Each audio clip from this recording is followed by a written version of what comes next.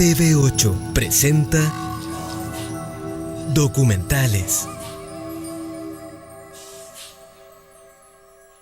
Buenas tardes, vecinos y amigos de 8 documentales. Como todos los sábados, una tarde bastante fría. Ya se fue el verano definitivamente y parece que el otoño también.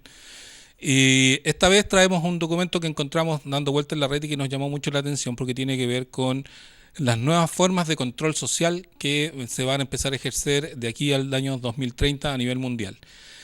Esto se refiere, hoy día todos nosotros en cierta forma estamos controlados porque saben dónde ubicarnos, nuestro teléfono es un GPS, nuestro carnet de identidad tiene un chip que tiene la información que concierne hacia nosotros y vienen los medidores inteligentes que también van a ser una forma de control. Pero se está empezando a implementar a nivel mundial, hay 2 o 3 países que ya lo tienen ingresado, un nuevo método de control, que es la integración a todos los ciudadanos de un chip que va a ser intercutáneo, o sea, va a ir metido dentro de la piel, y ese chip va a permitir tener toda la información sobre ese sujeto, no solamente la información histórica de él, como el root, como los números de las tarjetas de crédito y todo lo demás, sino que además el posicionamiento. Por lo tanto, a nivel mundial, cualquier sujeto que se mueva va a estar ubicable a través de satélite.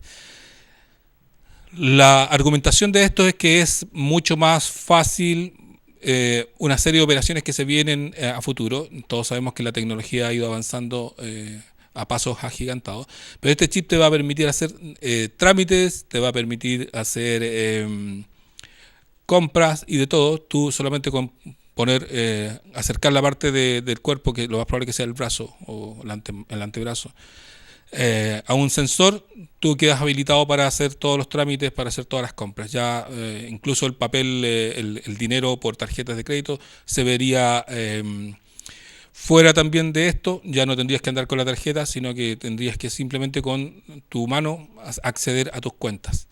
Este control tiene doble intencionalidad, obviamente, y tiene que ver cómo las grandes corporaciones se están adueñando del mundo y se están adueñando de la vida de los ciudadanos. Así que vamos a verlo, investiguen. Este documental dura aproximadamente 40 minutos y se llama La Marca de la Bestia. Así que vamos con él y nos vemos a la vuelta.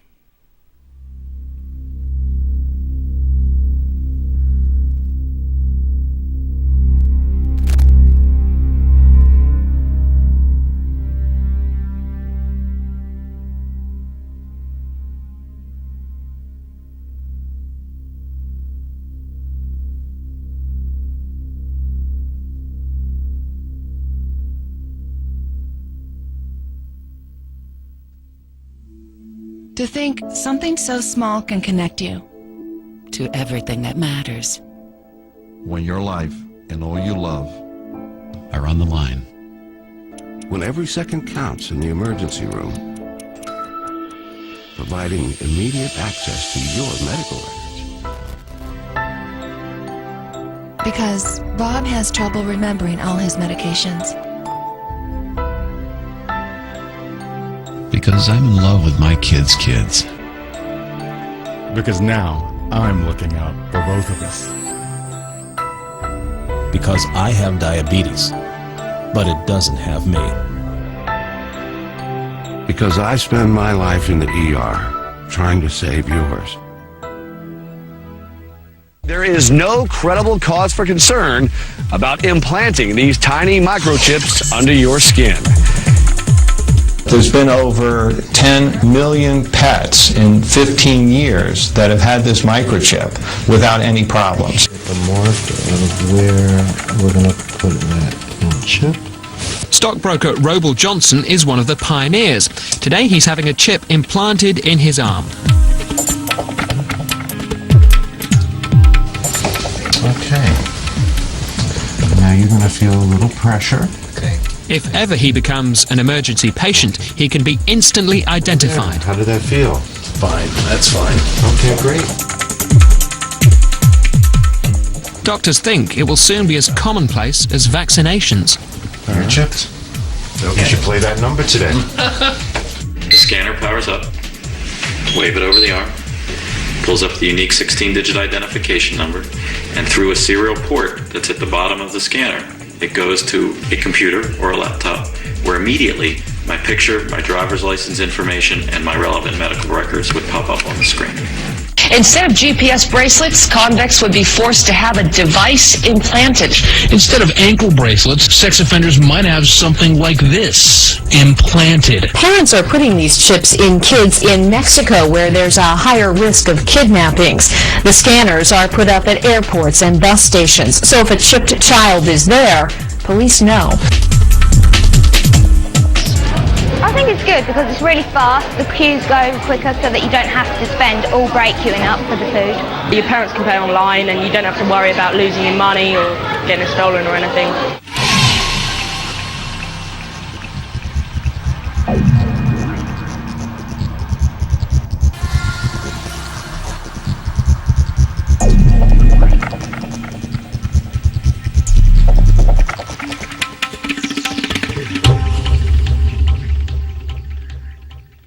The latest technology for identifying people at the point of sale, for identifying people when they make purchases, is actually the implantable chip that you can actually embed directly into human flesh. It's a tiny glass capsule about the size of a grain of rice. It contains an RFID computer chip. I think that within 20 years when you get born you will get a chip. Super sinister situation when you look away the first world funds come from. It's a super sinister situation when you're buying your food by. It's a super sinister situation when you look away the first world funds come from. It's a super sinister situation when you're buying your food by. Money, money, money, all I ever hear these days. Every song that the DJ plays, talking of a similar situation. Ain't got none and got to get some. Gotta have more than I had before. Gotta have more than the man next door. Every day I gotta make some more, some more, some more. Well, give me a break, yeah. Let me take some time out. Gotta frisk my mind down before I lose my life now. Give me a break, yeah. Let me take some time out.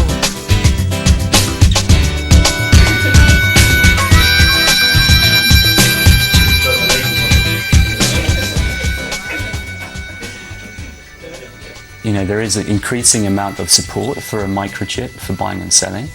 Some people are kind of saying that people are going to be forced to take it, but I think eventually people will be queuing up themselves and taking it.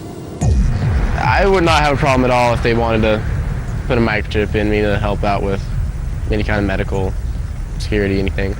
I'd be fine with it.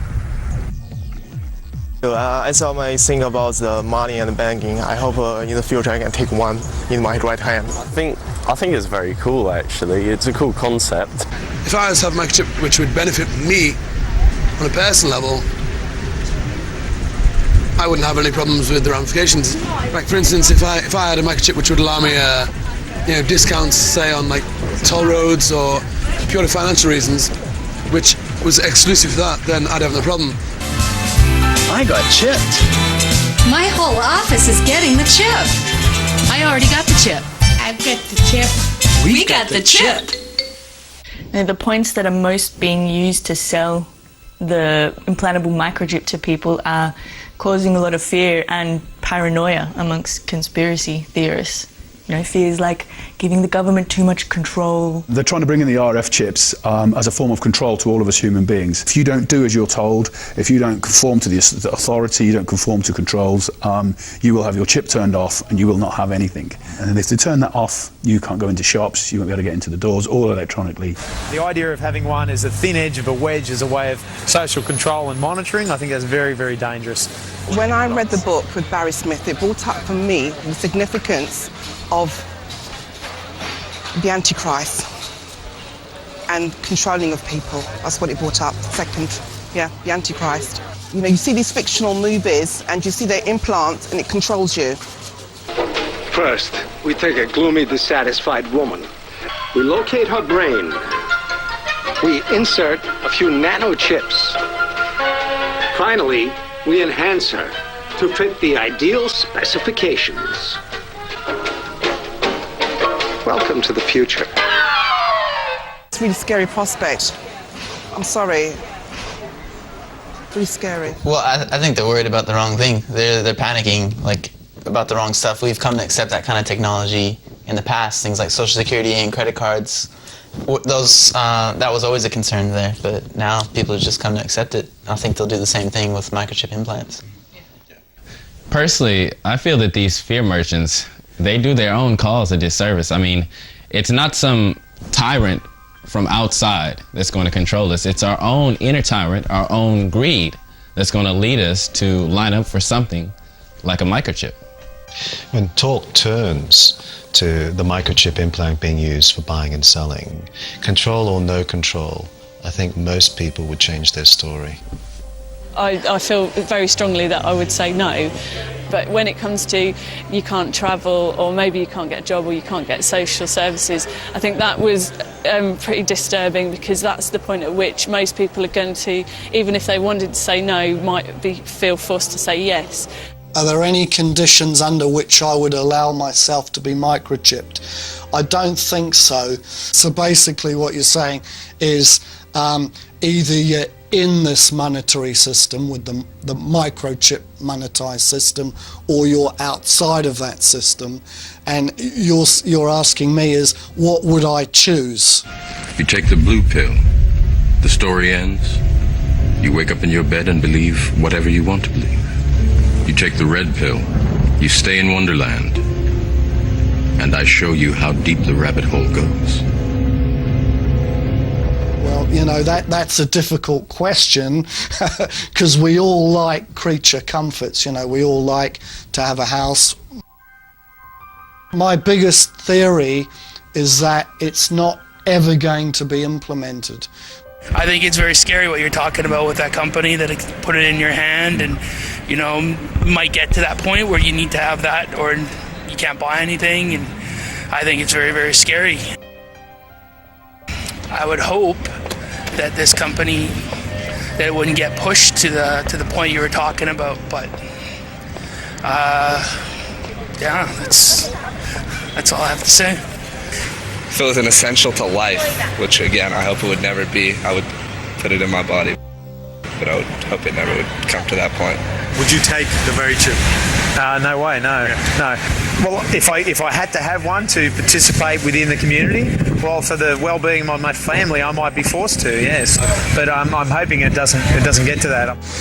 Okay, with the VeriChip, I would not take it on. I think if it got to the point where if you didn't have a VeriChip in you, then you couldn't work, you couldn't earn money, you couldn't pay rent, I guess then there's not much choice but to conform and to go with it. But I don't see that would happen anytime soon, I don't think anyway. I've noticed when it starts costing people personally, you know, either they won't be able to buy or sell, penny drops, they go into denial, and they don't even want to face the fact that they've surrendered already. I mean, it's like they've just caved in, but they don't even want to face it, and that's really disturbing. Yeah, the issue that concerns me the most on that is just money in general. You know, whether it's a microchip implant for buying or selling, or just plain cash, people are too dependent on it, and the vast majority of society have more faith in money than they do in God. Yeah, there used to be a lot of talk about the mark of the beast in the churches, but it doesn't seem to be any more of that. I'm a Church of England. My particular church have not discussed about the mark of the beast. The Church of England, I think they're more very politically correct, and they don't want to tread on people's toes. I'm Assistant Minister of Grace Church, Dulwich.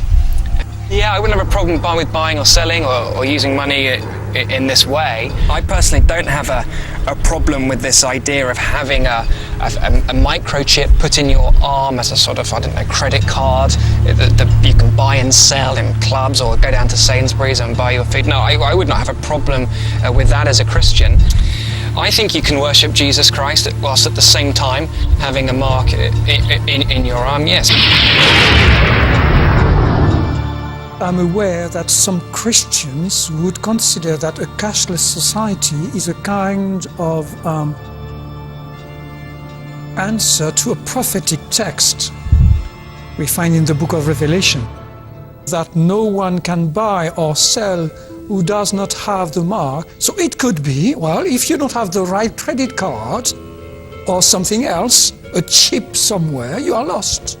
I can understand this kind of interpretation. According to our interpretation as Adventists, Seventh-day Adventists, we consider that this idea of worship is a dominant theme here in chapter 13. And when we say worship, we add a small word to explain, day of worship.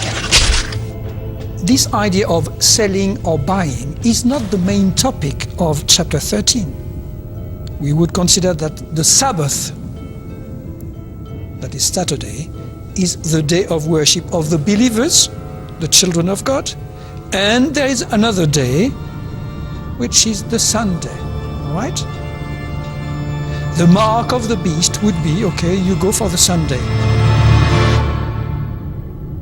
The mark of the beast is the Sunday worship.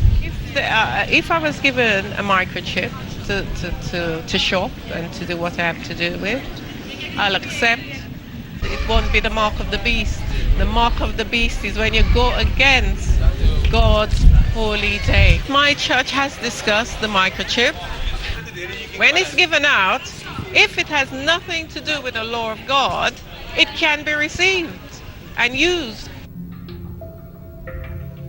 Not so many churches have taught about the mark of the beast.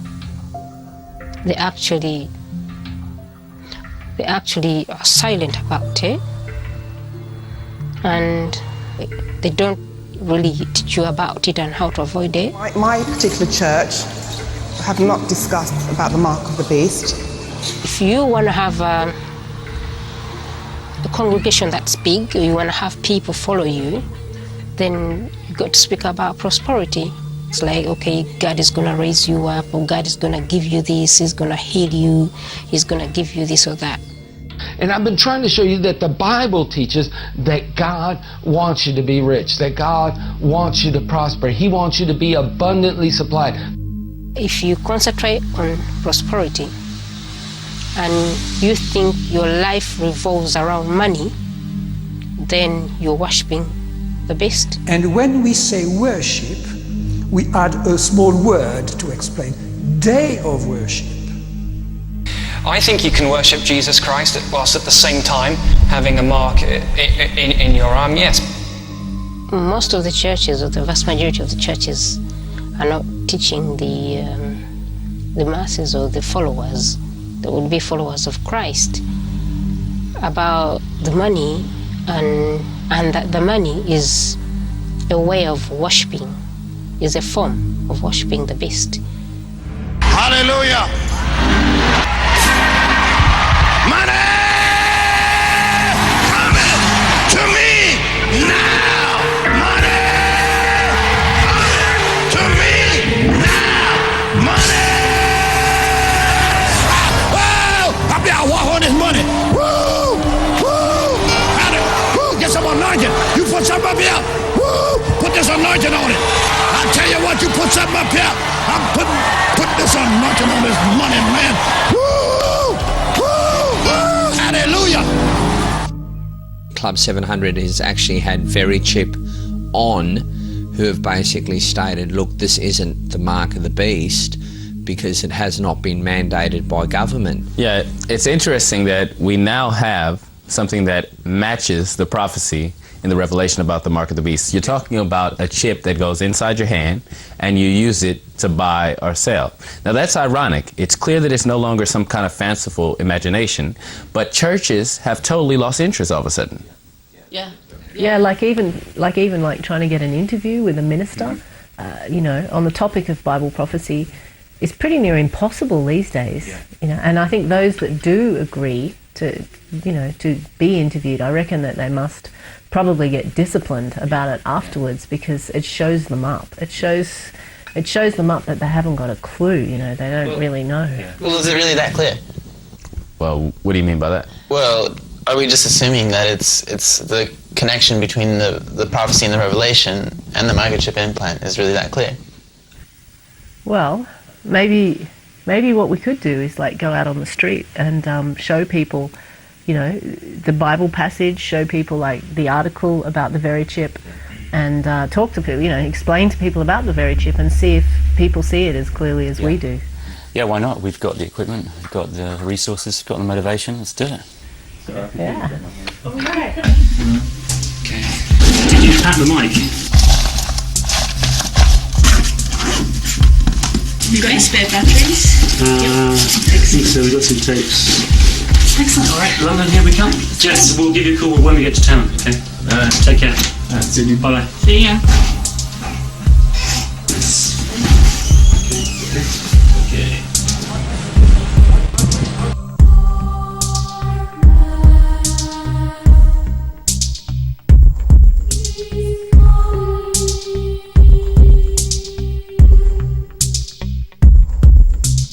We're here in Catford in southeast London, and we're wanting to ask people directly, people from different backgrounds, about whether they're aware of this development towards the cashless society using microchip implants.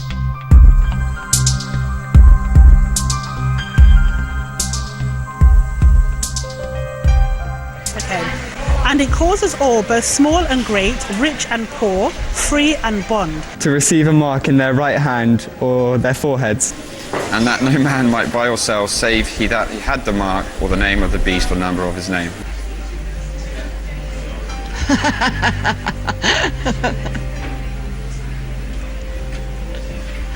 It's just a book, isn't it?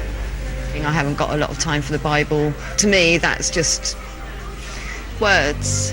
Doesn't really mean anything, you know. The Bible clearly lets us understand that the mark will be for trading, for buying, for selling. The choice will be, are we willing and ready to die for what we believe in? And if it means to die and to not accept the mark, then that is what will have to be done. It seems to me that some people think it just makes sense to have a chip rather than do something to do with the Bible. Sure. Can you see any link at all?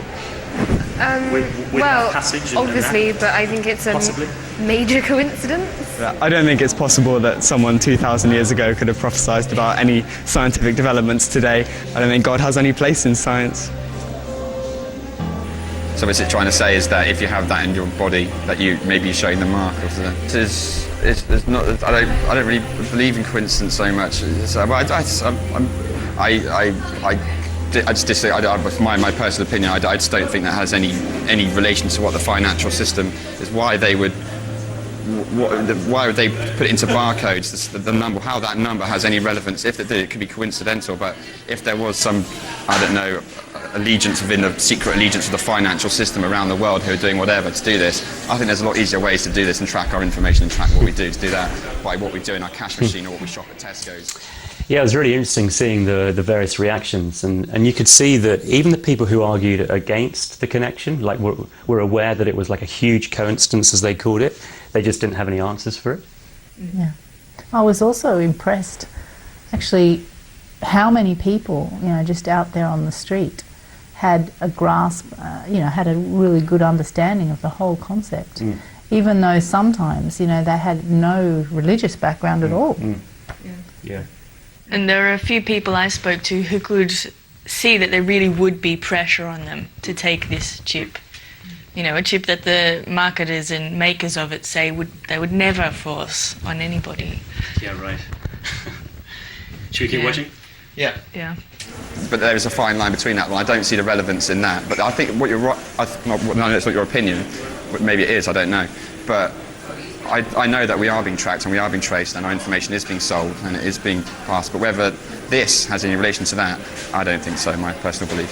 There's no way I'd want to put the chip into my body if it's been said before that it's going to be part of some beast or whatever else it's going to be. So I wouldn't want to do it.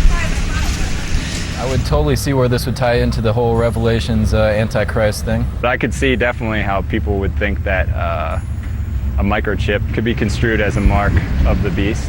If it comes down to that, the chip is the mark of the beast, and because of my Christian faith, I will never wear it. The Christian faith and several other faiths have intertwined into it a mark of the beast concept, which is generally seen these days and accepted as the microchip. It's going to have a massive effect on people consciously and in their communities. There's going to be a rejection on that level alone. If I was to be cut off, I still wouldn't take the chip. I would find a community, no matter how hard it took, that didn't require that level of submission. Yeah, what I found most interesting about watching this is that the people who could see the issues most clearly were usually not religious. They're oftentimes on the fringes of society, the kind of people that Jesus really would have associated with. And well, I met these street punks, you know, these people in Utah, and I barely mentioned the implantable microchip with them. And what they said was pretty good. Maybe we can check it out and check it out. Yeah, sure. Have a look. Oh, the computer chip that they're gonna put into us. That hey, you know what? I think about that one. If you read the Bible, dude, it says you cannot buy, sell, or trade without the mark of the beast. It's so easy. It's convenient. It's right there. Beep. Oh, everything's right there. Beep. And I will never ever put a chip in me or in any of my children. Oh no, that's I don't want to be marked, man. The people that actually have the chips and the cards, you would not believe how much that they actually waste. They're actually gonna throw away enough to us unchipped people.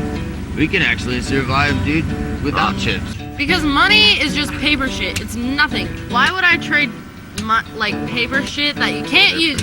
There's no use for it. Like, you can't make it into anything. You can't grow anything with it. This is not your property.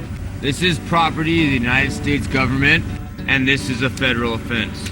Money, money, money, all I ever hear these days. Every song that the DJ plays, talking of a similar situation. Ain't got none and got to get some. Now you can't even tell it was here.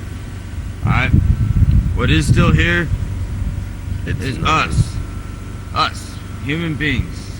The people who need to take care of each other instead of taking care of yourself. I met someone at an alternative gathering who was like an atheist, and he did much the same thing. He brought it up without me even mentioning it, you know, as soon as I mentioned the berry chip. And it still just amazes me how people who, you know, you wouldn't even consider to be religious can see the obvious even more than the supposed experts on the Bible. There's an interesting passage in the book of Revelations which talks about the mark that is placed on people, where nothing shall be bought or sold without this mark. I'm not a Christian. I don't even believe in God in the conventional sense of the word. However, as with all ancient texts, the Bible deserves to be looked at carefully and to see if there's anything in it that might be of interest historically. I'm hoping a time when maybe the genuine message of Jesus will come through. Did you see that? Did you see that? I'm hoping for maybe, this is an atheist saying, I'm hoping for the genuine message of Jesus to come through. I mean, that is a classic.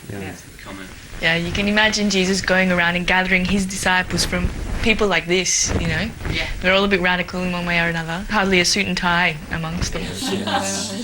I don't know a lot about the Mark of the Beast prophecy, and I don't know a lot about this chip thing, but from what you've told me just then, it seemed pretty similar. No, I'd never take a chip. I'd never microchip myself. I think it's kind of interesting, like talking about people being chipped in the future. I engage with wild food. Engaging with like the natural world, wild plants, does make you wild in the sense that you want to rebel against standardization, manipulation, control, all these things which I think people are seduced into because they're being manipulated, because the world is so complicated, it's so stressful. Using plants in that way and relating to people in that way just makes you, you will never be ripe for manipulation. You will always rebel. I will never be chipped voluntarily. They'll have to hold me down, they'll have to knock me out. Not taking the microchip could end up meaning that you would starve to death. I understand that. I'm not Christian myself, and I'm not that knowledgeable about Revelations, but I know that when they talk of a mark of the beast, it's for buying and selling, and everyone in society must bear this mark to operate and function. But there needs to be some resistance to this agenda on a practical level. If it does end up that most people have got the microchip and there is a few resistors still out there, I think they will be hunted down. They'll be targeted for elimination. I think I would refuse the very chip under all circumstances, even if there was the threat of imprisonment, the threat of death.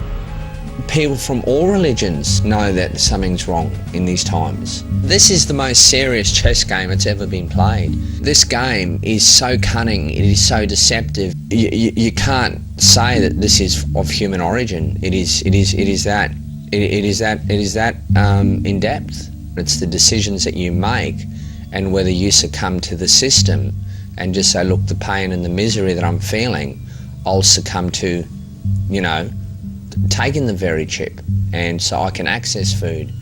Whereas for me, I'd rather starve and eat rocks before I took it. That is great. You know, it is starting to show that there are actually some individuals out there who've got some character that seems to be so lacking in today's society. The kind of character that would literally be willing to die before doing something that they know is wrong.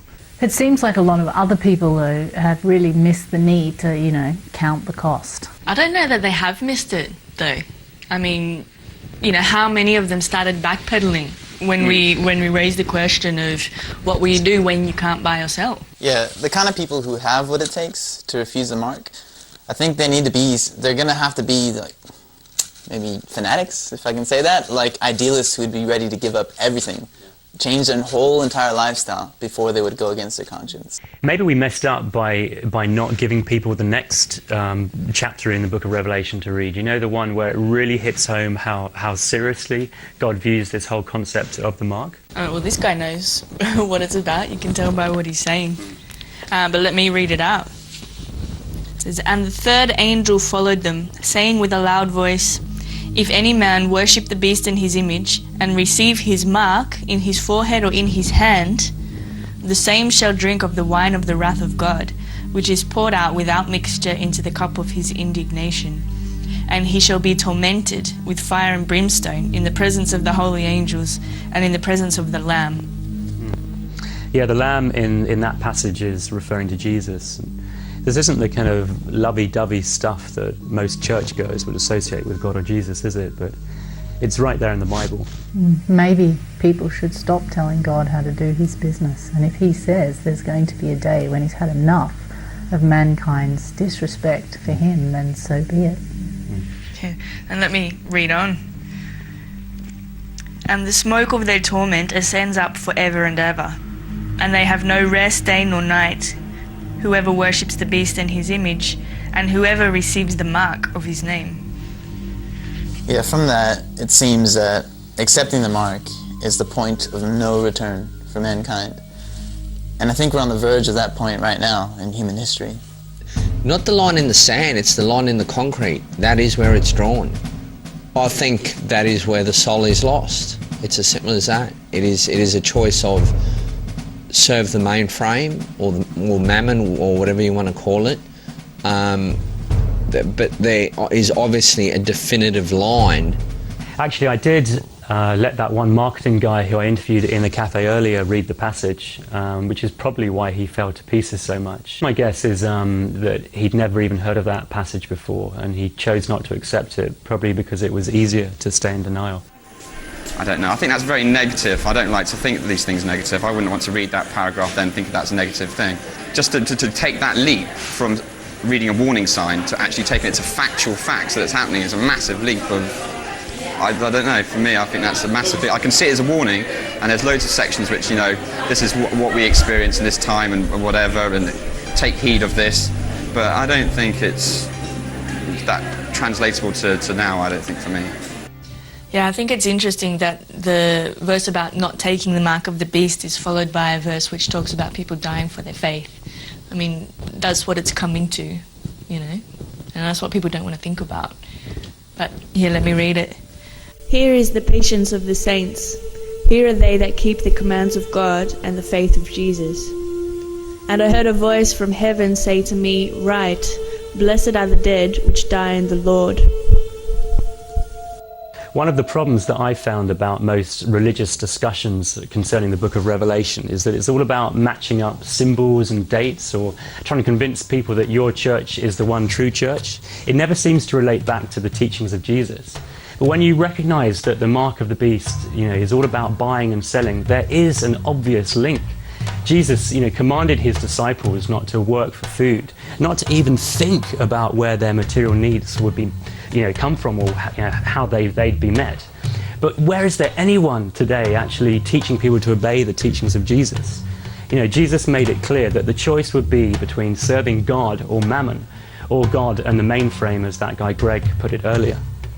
Yeah, there's a guy here in the UK who's been living without money for more than a year now. And he's not really the religious type, but he's got it really spot on about the buying and selling. And he seems to understand that it may cost us our lives in the end. Yeah, I've been thinking about this, and I feel like sometimes the soldiers of peace aren't as brave as the soldiers of war, and that if you see the soldiers of war going into battle, they're prepared to die for what they're doing. We all need to be a little bit braver. We all need to stand up and be counted and be heard. I think we all, myself completely included, need to be braver. I've been living for the last 12 months without money. We used to find security in friends and family and the greater communities we lived in. We now see security in notes and coins. When we buy and sell things, we're saying, I'm going to help you, but I want something in return. What better reason to help somebody than the fact they actually need some help? Do we actually always need to get something in return? Think about it. Nobody goes to your dad I cooked dinner this evening, that's £5. If we all work together, share the resources, not only would it be better for the environment and would we use less resources, it's much better for us as people. Yeah, Mark and some of his friends recently put on an alternative gathering in Bristol, which coincided with Buy Nothing Day. I think it was called the Free Economy Festival, and it was a fantastic day because everything was done for free. No money changed hands, no one was paid for what they did, and even the food itself was free because it was rescued from supermarket bins. Yeah, they fed more than 1,000 people, and there was still food left over. So it was a really good illustration of those what those street punks that you interviewed, Jesse, were saying about how you could survive on what the people throw away. Here's some footage of the gathering. So just here at the Buy Nothing Day Festival, and there's an army of volunteers, as you can see, visually prepping a 3-course meal, which is going to be served later on. So it's great to be a part of this.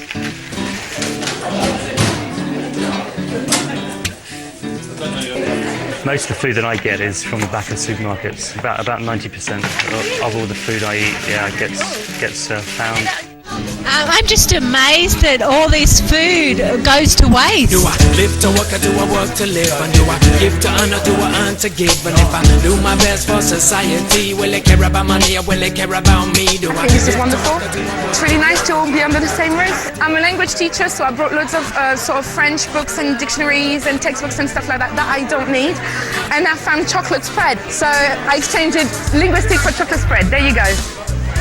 My first experience arriving and finding that everything's free. I think it feels nice to yourself to have donated something that you don't need anymore and then take something that you actually need. No, this is a new experience for me, but I would happily, as long as it's still healthy, it's not going to make me ill, I have no qualms about eating food that's out of date. It was much nicer than going into a shop and exchanging money. Hello! Can I have everyone's attention for 40 seconds maybe? I know there's a wonderful clothes swap going on. What we're doing is we're doing a clothes swap. So basically any clothes that you like them, they're good clothes but you just haven't worn them for a while. You bring them along, trade them in, like this nice, jazzy waistcoat. Yeah.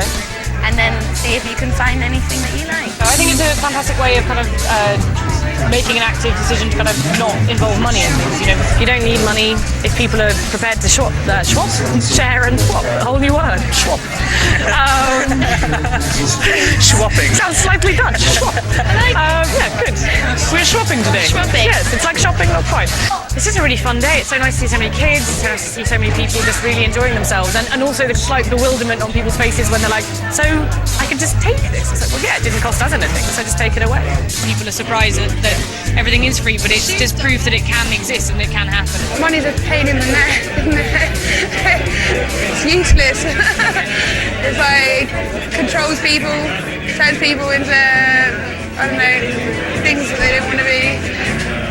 Just doing whatever is thrown at me, really. I was helping with some furniture being brought in, just chopping some potatoes now, and clearing up later on, and anything that needs doing, I'm up for doing it.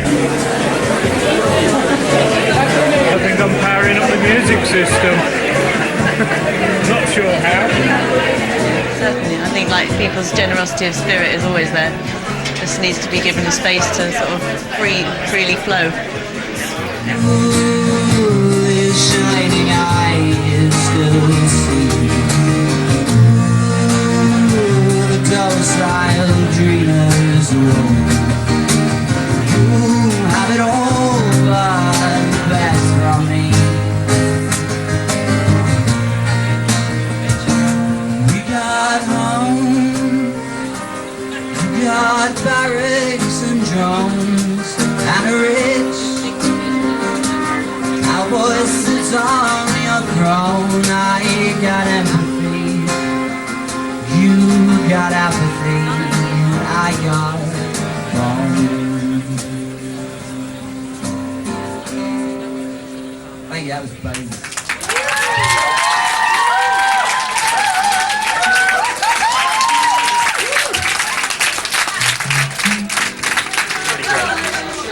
Yeah, it has been a bit overwhelming, to be honest. I felt a bit emotional earlier, just like everybody giving their time for free. These guys work their arse off all day. Like, I haven't seen people get paid a lot of money work this hard, non-stop, relentlessly. There's been a couple of thousand people through the doors here today at some point, and just experiencing living without money for one day. I do think that is a significant point. Which point? Well, the fact that what happened there was just for one day. I mean, people had a lot of fun. We all did. But as we've seen from the other footage, it's going to take a lot more dedication than that. I think Mark Boyle definitely could see that, but I'm not so sure that the others did. You know, it's not just going to be about giving up the things we don't need. We may one day actually be forced to lay down our lives for one another. Yeah, I interviewed someone at that festival who was talking quite seriously about living without money. But it seemed like even in that setting, she seemed sort of somewhat cautious about what she was saying. I'm nervous about talking about it to people because even the hippiest of hippies get like their prickles come up when you start talking about doing the job that you want to do and not having to enslave yourself for your money, because no one wants to have to do it, so everybody hates it. So when someone comes along and says you don't need to do this, you know, everyone gets like, but I do, I have to. And that tension, I think it all hangs on that tension in some ways. I mean, it compromises you're never giving totally and you're never receiving totally when you're using money, because you're always aware of the back current of the exchange. But when you don't use money, if you just are giving something and you're not thinking about what you're going to get back, it's a full-hearted give. If you have to acknowledge to yourself your vulnerability, and you cannot pretend that you're not vulnerable, when you've got money, it masks over your natural insecurities, the needs that everybody has. We all pretend that we don't all share like these basic needs, and we can get away with that with money. But when there's no money, you're much more aware of how dependent on each other you are, and you're much more open in your vulnerability, which is a much more heart-centered, it's a much braver, much more heart-centered way to live. Well, it's almost like a spirituality. There's that guy in the States, it is a spirituality for. Yeah. Yeah, I actually got an interview with Swello where he lives at his cave in Utah. He's the guy who's been living without money for 10 years, right? Yeah, 10 years, yeah, that's right. Dang. This is like my home base here. Like I have a cave here, and I usually stay here in this winter time. The cave's small, so I can keep it warm in the winter pretty easily. But I also have a camp in town, and that I move around now and then. It's very temporary. Well, everything is. And often in warmer months, I travel around the country, just live wherever randomness takes me. I remember thinking, going through periods where I thought that, or I wondered why we didn't practice the teachings of Jesus. It's like he was more of an icon to be worshipped than to be followed in practice. We divide the world up among different religions and philosophies, but to me there's only two. And it doesn't matter whether you call it Christian, Hindu, Buddhist, whatever. Basically they all boil down to love or money, God and mammon. The Buddha said there are two paths, one leads to wealth, one leads to nirvana. And Jesus said one leads to mammon and one leads to God. So those are the only two religions in the world. One's spiritual and one's materialism. So there are no grounds under which I would allow myself to be microchipped.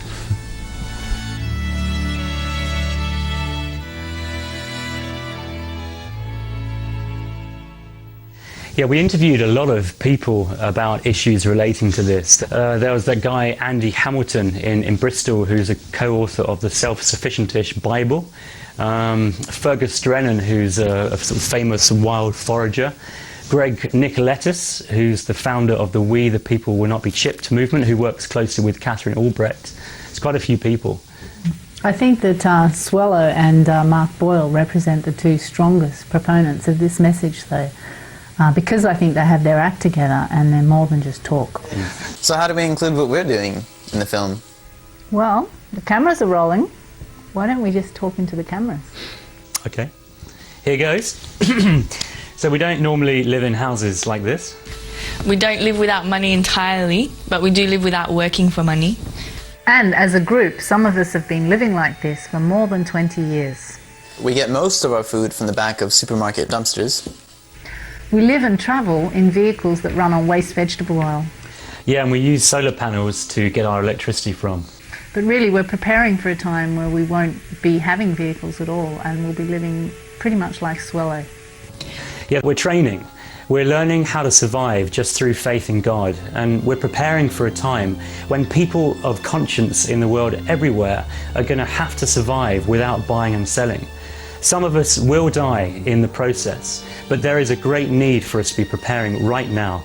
A big part of that preparation is getting the message out to others, like we're doing with this film. But we need to be clear that it's not all about us either. It's about people finding a faith that's bigger than money, and then linking up with others who have a similar kind of vision. There are dark times ahead, but God wants to prepare us for it by teaching us to take the message of Jesus seriously right now, before the axe falls.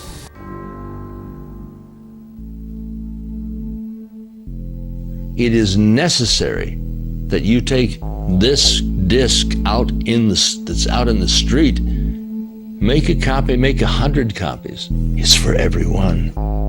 Don't take the mark of the beast. Don't take the mark of the beast. Don't take the mark of the beast. Don't take the mark of the beast. It's a conspiracy, that's why they're feeding us TV, CDs, video games and DVDs. So we'll believe these to be giving us verity. Welcome to the edge of subliminal tyranny. They're giving you liberty to be who you wanna be, as long as it constantly is left to the economy. It's corporate thuggery, soon they'll be giving you microchip technology. Bueno, estábamos viendo este interesante documental, a pesar de que tiene un enfoque más cristiano, que lo tomaron por ese lado, el tema del chip que se va a integrar a las personas, pero también hay un componente social, hay un componente político, económico, muy fuerte. Ahí veíamos que nos decían que vamos a empezar a pagar con este chip, vamos a empezar a hacer nuestra vida a partir del control que nos estén dando con este chip, que va a estar conectado a los servidores. Va a estar conectado a los servidores que van a tener la información en línea en el momento sobre cada uno de nosotros. Esto es para el 2030. Se supone que a nivel mundial el Fondo Monetario Internacional está pidiendo que esto se implemente a nivel mundial, y es parte de todo esto que estamos viendo, no más TPP, los tratados, los apretes que se hacen a los gobiernos locales y todo eso. ¿Hay más información en internet? Sí, hay más información. Pueden seguir buscando a quienes les gustó el tema. Hay que revisar bien. Hay mucho enfoque cristiano también sobre esto, que están muy temerosos los cristianos porque ven en esto de la marca de la bestia. Yo lo veo por el otro lado, lo veo por el lado social. Creo que por ahí va el control. Más que nada, yo creo que la bestia hoy día ya está, que es el Fondo Monetario Internacional, el Banco Mundial y las transnacionales, que son las que se están apoderando del mundo y de nuestras vidas. Espero les haya gustado. La próxima semana no tenemos el día sábado, pero sí el día viernes vamos a transmitir. Yo creo que por Facebook Live vamos a estar transmitiendo. Viene un personaje bien interesante, un documentalista, así que nos estamos viendo el viernes tipo 5, nos sintonizan y estaremos al aire nuevamente. Que tengan súper buena semana, abrigarse que está muy helado, un cafecito, un tecito, unas sopaipillas para los que puedan comer y nos vemos la próxima semana. Chao.